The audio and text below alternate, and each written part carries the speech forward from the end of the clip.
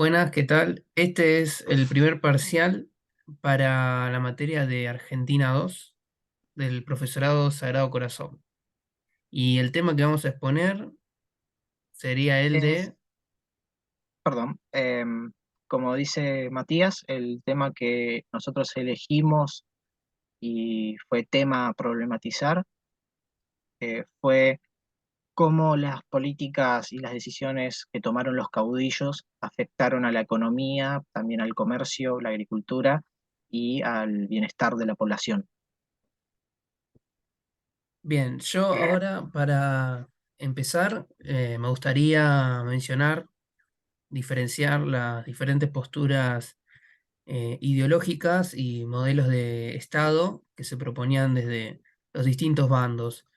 Em, Para empezar, después de la independencia de España, las Provincias Unidas del Río de la Plata eh, estaban con un sistema de gobierno centralista eh, de una sinfonía, si se quiere, similar a la de las reformas borbónicas, que también centralizaban el poder, lo concentraban, a través del directorio, ¿no?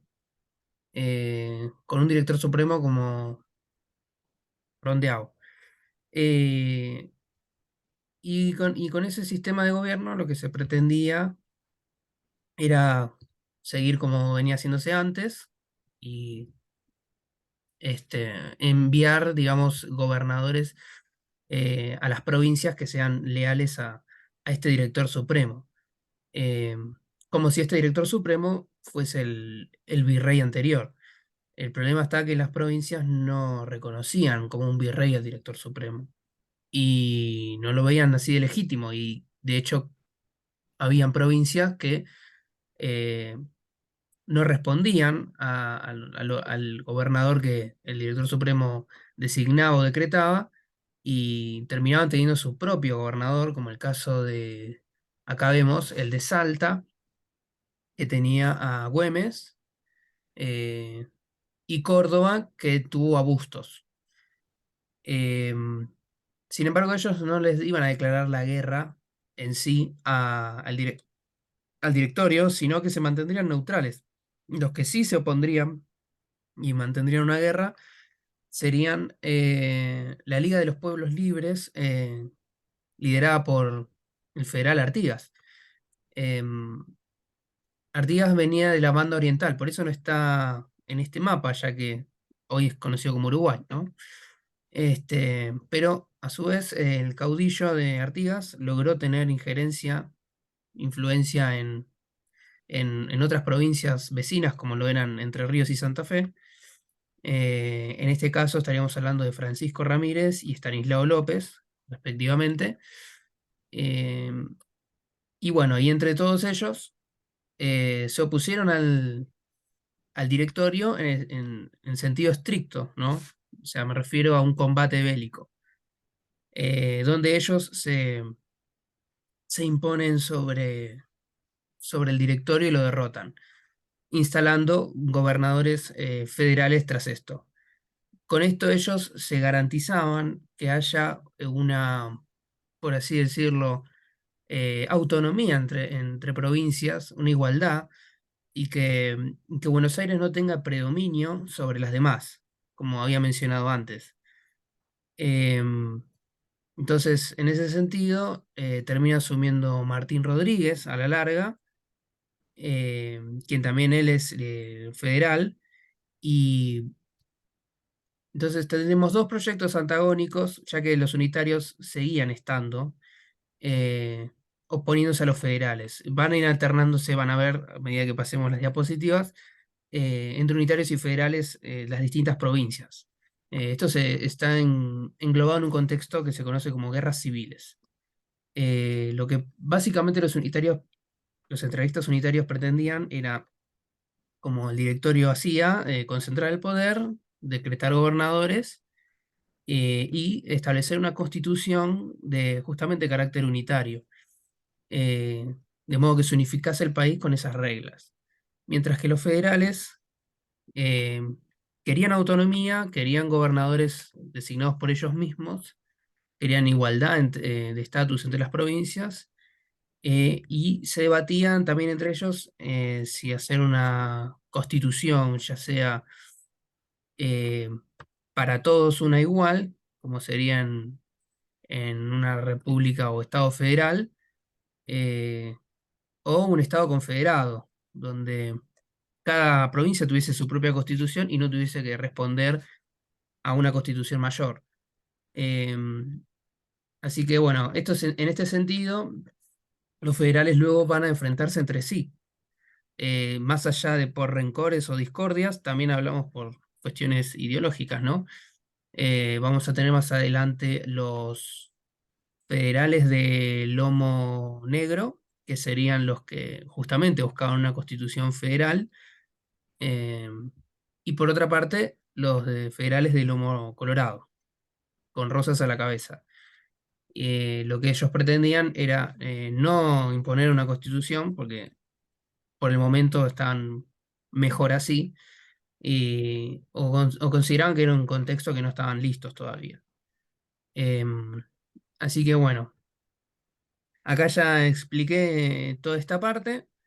Eh, en el siguiente mapa avanzamos unos años y vemos cómo hasta la captura del General Paz en 1831, las provincias unidas del Río de la Plata se dividían de este modo.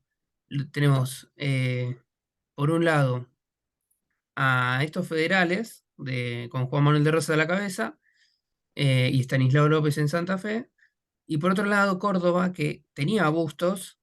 Luego Bustos fue derrotado por el, el militar General Paz, que a su vez este respondía a la doctrina unitaria, ¿no? A la ideología unitaria.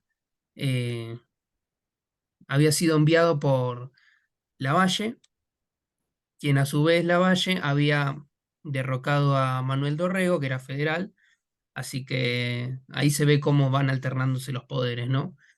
Eh, ya que acá, como veíamos antes, yo había mencionado que luego de la caída del directorio había quedado Martín Rodríguez a la larga, quien era federal, y estabilizó bastante la situación, pero luego de Martín Rodríguez llegó también Rivadavia, hay que mencionar, y con las reformas rivadavianas de carácter liberal, eh, lo que se buscó hacer no se pudo hacer porque terminó estallando la guerra con el Brasil. em, Y bueno, Rivadavia tuvo que financiar de alguna manera esa guerra, pero fue una guerra que parecía no tener fin. Y sumado a los bloqueos a los puertos que perjudicaron la economía, más eh, como las provincias opositoras al unitario Rivadavia se negaban a colaborar de manera acérrima en el combate, más, bueno, la leva forzosa que perjudicaba a la población civil. Todas esas cuestiones hicieron que la imagen de Rivadavia fuese en picada, y hay que sumarle también que la resolución del combate no fue nada positiva para las Provincias Unidas, ya que eh, la razón por la que se estaba combatiendo era por justamente recuperar a la banda oriental, a las Provincias Unidas, ¿no? Eh, ya sin Artigas, por supuesto, y no se logró firmar un acuerdo favorable en ese sentido. García firmó algo que era completamente opuesto, y eso indignó tanto a la población que hizo forzar la renuncia de Rivadavia. Luego de esto, sube la imagen de Manuel Dorrego, que era federal y estaba, digamos, a favor de los sectores populares y tenía facilidad para mover a las masas, pero terminó en un contexto que la verdad que no era muy fácil de llevar adelante, y terminó siendo derrocado y fusilado por Lavalle, ¿no? El unitario. Y ahí es donde entraría todo esto que les estaba comentando antes, ¿no? Lavalle, eh, luego de fusilar a Dorrego, no recibe reconocimiento del exterior, ya que el exterior traía inversiones hasta Buenos Aires. Bueno, necesitaba a alguien que representara a todas las provincias y en ese sentido la persona que estuviese en Buenos Aires era naturalmente el que respondía, pero luego provincias como Santa Fe o Córdoba también querían ocupar ese puesto. Y bueno, justamente Bustos en Córdoba va a ser derrocado por alguien que respondía a Lavalle, el unitario General Paz. Y desde ahí, en La Rioja, eh, salió en venganza, digamos, Facundo Quiroga, el caudillo de esa provincia, junto a otros más, y no lograron vencerlo a General Paz, eh, enalteciendo mucho su figura y su poder, y haciendo una avalancha, por así decirlo, unitaria, pero con centro en Córdoba, no en Buenos Aires, cabe destacar, y contagiando toda la mitad izquierda de las provincias unidas del Río de la Plata, como se ve en este mapa, quedándose, hoy sabríamos, con los recursos más importantes, como lo serían el, el petróleo y el gas de Vaca Muerta y el litio de Salta y Catamarca. Bien, entonces, luego de esto, eh, General Paz estaba por atacar Santa Fe, pero fue apresado y sin una cabeza, digamos, firme, toda su estructura se vino abajo. Su estructura tenía el nombre de la Liga del Interior. ¿Y quién fue, y quiénes lo apresaron? Bueno, el bando rival, que sería el Pacto Federal con Juan Manuel de Rosas a la cabeza. Entonces, básicamente, Juan Manuel de Rosas, con esa captura, logra eh, unificar de algún modo el resto de las provincias unidas, ya que todas las que respondían a General Paz terminaron respondiendo a Rosas luego de esto. Pasaron a su bando, digamos. Y bueno, y ahora Facundo va a pasar a hablar de autores que hablen sobre caudillos. Bueno, en primer lugar hay que tocar al autor más conocido, que es Alperín Dongui. Nosotros utilizamos el texto Proyecto y Construcción de una Nación. Acá lo que Alperín dice sobre el caudillismo es que fue un desafío para la construcción de un Estado centralizado y también para la consolidación de una identidad nacional en Argentina. Em, para él, los caudillos eran líderes carismáticos que ejercían un control autoritario sobre los territorios, o sea, sobre los territorios en los que estaban y eh, se basaban mayormente en su poder militar y en la lealtad que tenían o sea, los seguidores de ellos. También explica que sus intereses y sus visiones eh, también dificultaron la formación de un Estado fuerte y centralizado, porque eh, a menudo estaban más enfocados en mantener y expandir su propio poder regional.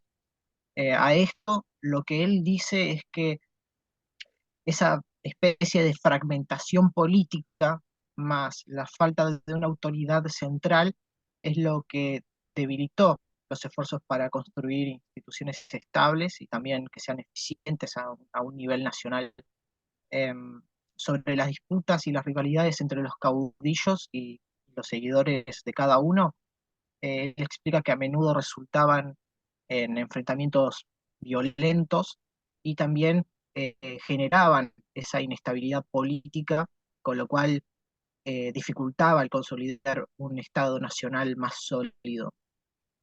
Sobre, perdón, sobre la conformación de una identidad colectiva, lo que él dice es que el caudillo contribuyó a la fragmentación de la sociedad argentina, ya que ya promovían lealtades sociales y regionales, lo cual eso generó que haya una identidad regional bastante fuerte y eso es lo que debilitaba ese sentido de identidad nacional compartida. O sea, y eso es debido a que cada caudillo presentaba intereses particulares de su región y también favorecía a su propia base de apoyo.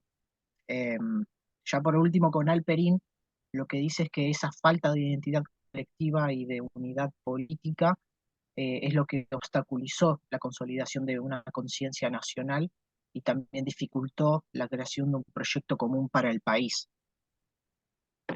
Ahora, hablando de un sector más, eh, ¿cómo lo puedo decir?, más constitucional, nosotros tomamos a Gallo, a Ezequiel Gallo, perdón, y su libro Caudillos y Constituciones. Eh, Acá lo que él explora es cómo, cómo los caudillos influyeron en la redacción y en la implementación de las constituciones. Él lo que hace es analizar cómo a menudo tenían un papel en las convenciones constitucionales y cómo esos intereses y ambiciones que tenían se reflejaban en esos documentos. Incluso, bueno, llega a decir cómo es que en los procesos constitucionales terminaban en tensiones y también en conflictos entre diferentes regiones, incluso facciones del país, y todo esto era por las diferencias regionales que dificultaban la formación de consensos y la forma de consolidar un sistema político estable y que sea duradero. Em, bueno, y por último, eh, para hablar de la parte más económica y social, nosotros decidimos usar a José Luis Romero, y el libro que utilizamos es Breve Historia de la Argentina. En este libro, si bien Romero no se centra exclusivamente en el caudillismo, él lo que hace es ofrecer una visión más general de esto, y también una visión sobre las implicaciones económicas y sociales que había en ese periodo.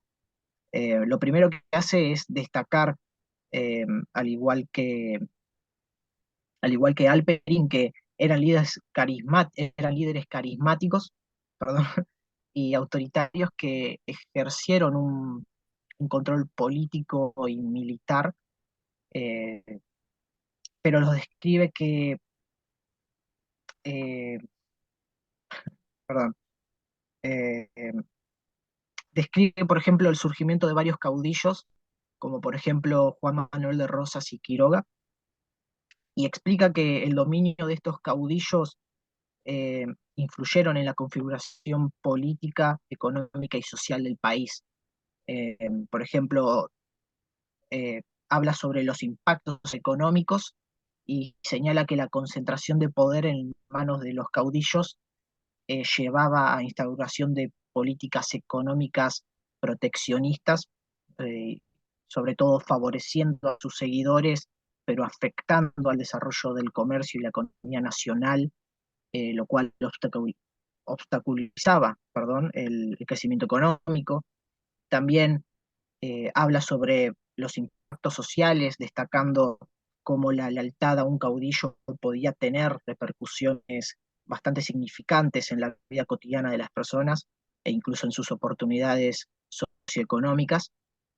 Y ya que hablamos del crecimiento económico, hay que mencionar la exportación del tasajo, como también el cuero vacuno y la lana, y también a los países a los cuales todo eso se exportaba, como por ejemplo Inglaterra, y cómo con Rivadavia se utilizaban las tierras que Martín Rodríguez le había quitado a los indios, perdón, a los pueblos originarios, eh, a través de su campaña contra el indio, como habíamos visto previamente, y también cómo Rivadavia instauró la ley de enfiteusis, con lo que el Estado daba en alquiler esas tierras, sobre todo a bajo precio, a los hacendados.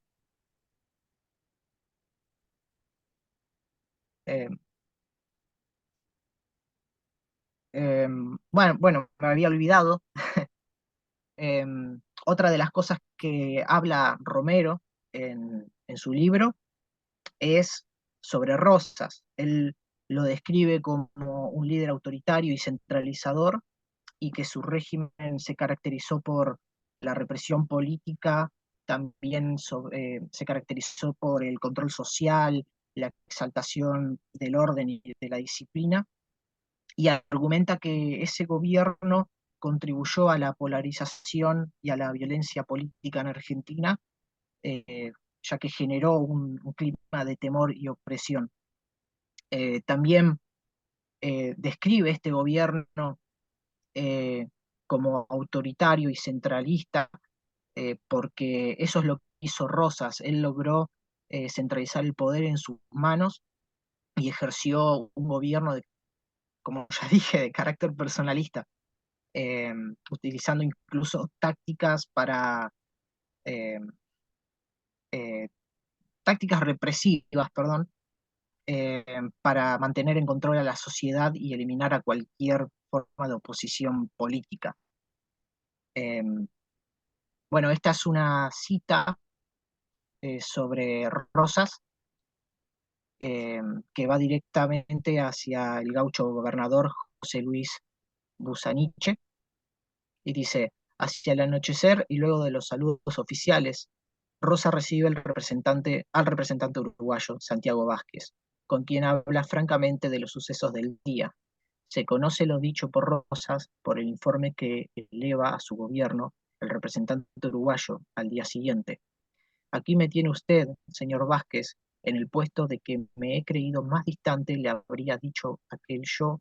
Nunca creí que llegase ese caso. Ni lo deseaba porque no soy para ello, pero así lo han querido y han acercado una época que yo temía hace mucho tiempo. Porque yo, señor Vázquez, he tenido siempre mi sistema particular y voy a manifestarle a usted, francamente, cómo lo he seguido desde que empecé a figurar. Conozco y respeto muchos los talentos de muchos de los señores que han gobernado el país, y especialmente de los señores Rivadavia, Agüero y otros de su tiempo. Pero a mi parecer, todos cometían un grave error. Se conducían muy bien con la clase ilustrada, pero despreciaban a los hombres de las clases bajas. Los de la campaña, que son la gente de acción, yo noté esto desde el principio y me pareció que en los enlaces de la revolución los mismos partidos habían de dar lugar a que esa clase se sobrepusiese y causase los mayores males, porque usted sabe la disposición que hay siempre en el que no tiene nada contra los ricos y superiores.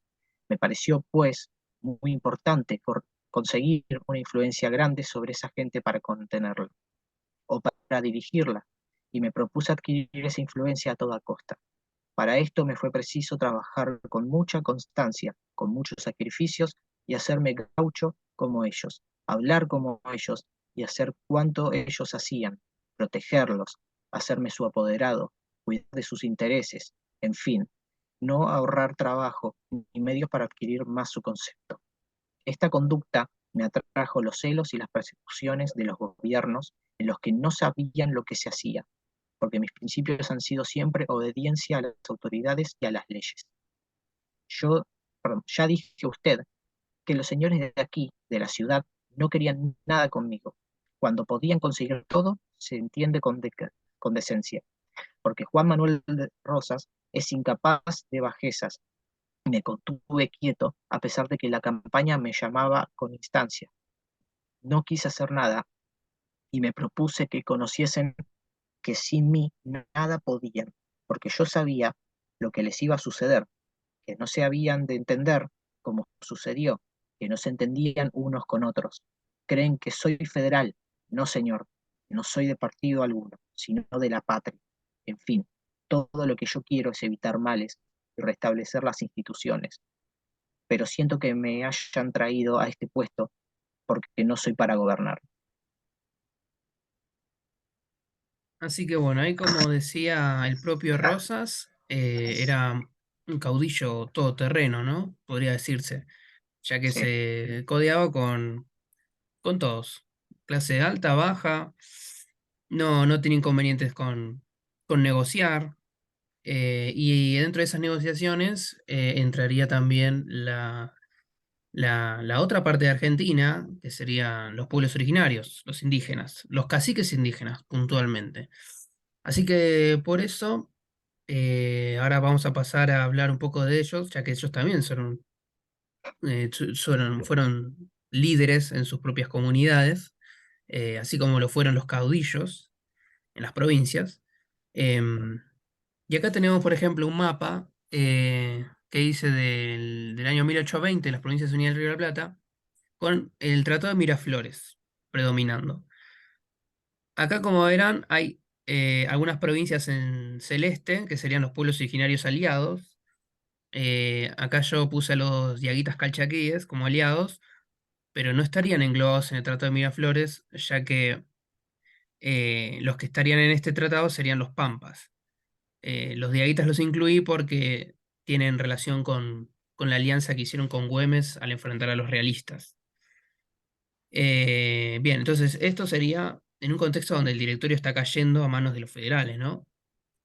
Después, por otra parte, tenemos a los tobas, los guaraníes, los mocovíes, los zonas, tehuelches y mapuches en estado neutral. Todavía las Provincias Unidas no se expandían hasta esos territorios, pero acá hay que tener cuidado porque pinté con rojo a los pueblos pehuenches y ranqueles, puntualmente el cacique Yanquetruz de los ranqueles, ya que estos estaban haciendo malones. Los malones sobre los pueblos recién creados o los fuertes o fortines que establecían en la frontera con los indígenas, los criollos, los bonaerenses, consistían básicamente estos malones en atacar, robar, saquear y llevarse cautivos, ¿no? Ya sea hombres, que luego podrían utilizar como lenguaraces, que servirían como traductores básicamente, eh, mujeres que las usarían para tener descendencia, o niños que, bueno, los adoptarían como hijos propios, enseñándoles sus propias costumbres. Y bueno, y obviamente el ganado y todo lo que pudiese considerarse de valor o alimento. Em, Como botín de guerra, digamos, ¿no?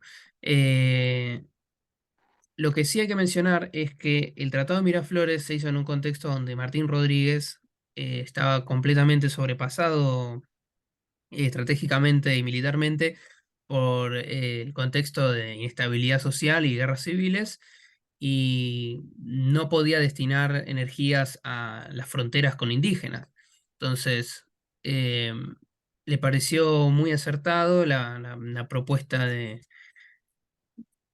Francisco Ramos Mejía, un estanciero católico, muy distinto a los demás de su condición, ya que él, en lugar de pensar en conquistar tierras y ocuparlas a base de derramar sangre o alquilarlas a un bajo costo al Estado, como era la ley de Enfiteusis de Rivadavia, prefería mejor comprarlas directamente a los pueblos originarios de manera pacífica, ya que los pampas comerciaban en la frontera.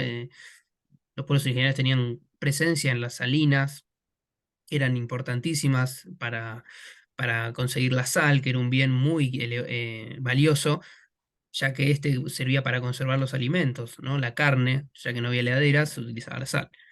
Y, y bueno, justamente en ese contexto, con comercio, con intercambios, con lenguaraces, Ramos Mejía les compraba estas tierras y les permitía poder quedarse en ellas a los pueblos pampas,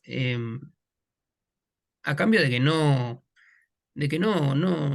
cometan actos violentos contra nadie, y viceversa, ¿no?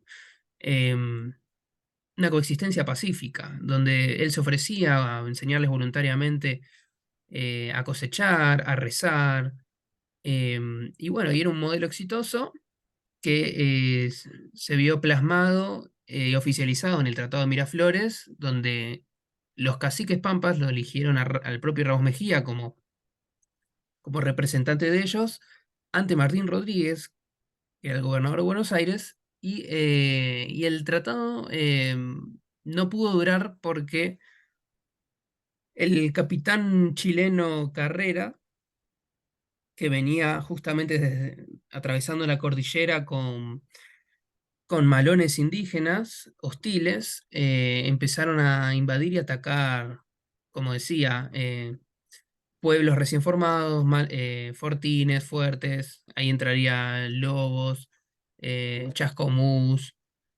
Salto, y hubo muchas bajas, muchas muertes. Entonces, eso provocó mucha indignación en la población, necesidad de justicia, no aparecían los responsables.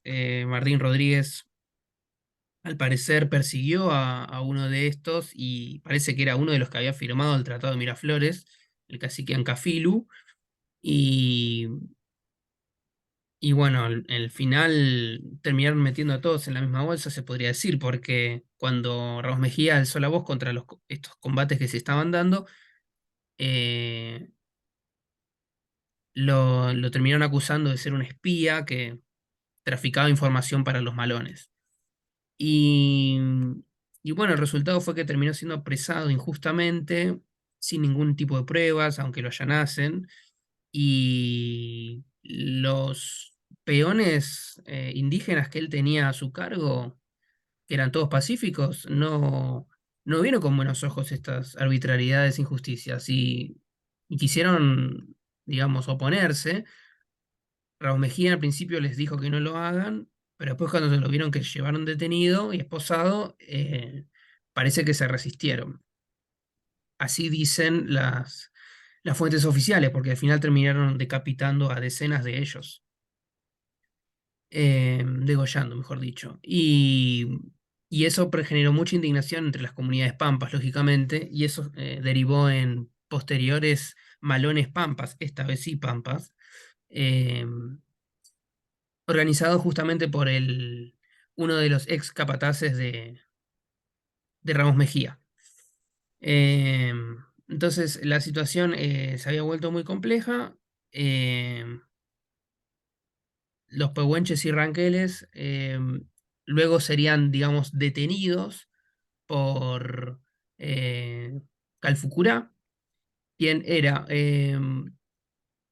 digamos, un cacique olonco mapuche llamado por ni más ni menos que Juan Manuel de Rosas, ¿no? Avanzamos un poco en el tiempo. Y el trato consistía en que él, como indio aliado, como cacique aliado, eh, se instalaba en las Salinas Grandes, que estarían acá en La Pampa, y eh, serviría como un tapón para todos estos pueblos hostiles. De modo que derrota a los ranqueles, derrota a los borogas, y esto genera que los demás pueblos originarios de La Pampa y la Patagonia lo miren con respeto, ¿no? Y, y todo esto, de algún modo, le costaba un coste al Estado argentino y las élites estancieras, ya que este, digamos, complejo acuerdo interétnico tenía su costo recíproco, en donde se les daba y se les otorgaba raciones, en algunos casos anuales, en otros mensuales, a todas las comunidades indígenas. Ganado vacuno, aguardientes, bebidas. Y bueno, y algunos se quejaban de eso, que lo consideraban un gasto innecesario. Indios pedigüeños llegaban a decir respectivamente, pero fue una política que hay que decir fue efectiva, ya que tomaba algunas cosas de Ramos Mejía, si se quiere, en el sentido de protegerlos y enseñarles trabajos o evangelizarlos, enseñarles a rezar, eh, pero también a los indios que se les recibía al territorio de las Provincias Unidas. No es el caso de Calfucurá, porque él era un aliado que estaba en su propio territorio. Me refiero a los indios amigos, ya que serían un escalón más alto, ¿no? En afinidad. Estos sí eran como un trato de Raúl Mejía, pero iban también en el sentido bélico, la alianza, ya que los enviaban a hacer espionaje y se les daba, digamos, raciones, cosa que Raúl Mejía no hacía, no es que les daba comida para hacerles hacer espionaje. Eso es algo que implementó Perdón que Rosas. interrumpa, perdón que interrumpa, pero quedan 3 minutos. Dale, ahí avanzo. Bueno, entonces con esta política de Juan Calfucurá como aliado, se logran convencer a los demás pueblos originarios, como vemos acá. Y acá cerro con una carta del propio Calfucurá. Querido hermano, también le diré que yo no estoy en estas tierras por mi gusto, ni tampoco soy de aquí, sino que fui llamado por don Juan Manuel, porque estaba en Chile y soy chileno, y ahora hace como 30 años que estoy en estas tierras, pero yo nunca he invadido por gusto, sino porque me han ordenado. Bien, yo con Rosas estaba en paz y los ranqueles siempre me hacían quedar mal y me daban las culpas a mí y entonces los ranqueles me pedían que no les hiciera nada y les perdonaba. Pero ahora si me hacen lo mismo, yo sé lo que he de hacer.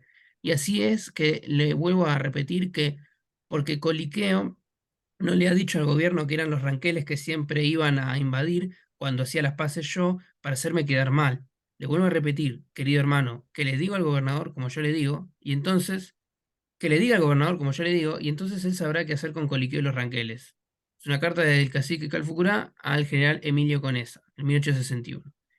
Esto nos revela cómo había un trato directo con Rosas, como él había sido llamado por él para venirse desde Chile a enfrentar a estos pueblos hostiles. Así que bueno, ese sería el final de la exposición y no sé si Facundo vos querés mencionar algo. Perdón, me estaba olvidando los nombres de los, aproveche este minuto que queda, los nombres de los caciques que hicieron Autores. alianza con Ah, Calfucurá. Los tehuelches tenían a Casimiro Biguá aliándose con Calfucurá. Los ranqueles a Painenuru, los manzaneros al cacique Saihueque, los huenteches al cacique Quilapán y los pehuenches al cacique Purram. Esa sería una alianza masiva de, de caciques pueblos originarios. indígenas y nunca ningún cacique como Calfucurá tuvo tanto poder en la historia. También, bueno, hay que decir que utilizamos de autor para los pueblos originarios A a Silvia Rato, Silvia Ra- sí. em, bueno, Así que eso bueno, es eso. Si quieren todo. vamos despidiendo. Sí. Perdón, yo no tengo cámara en mi compu, es por eso que no se me ve. Em, Bueno, y espero que se eso. hayan divertido y les mando un saludito. Chao.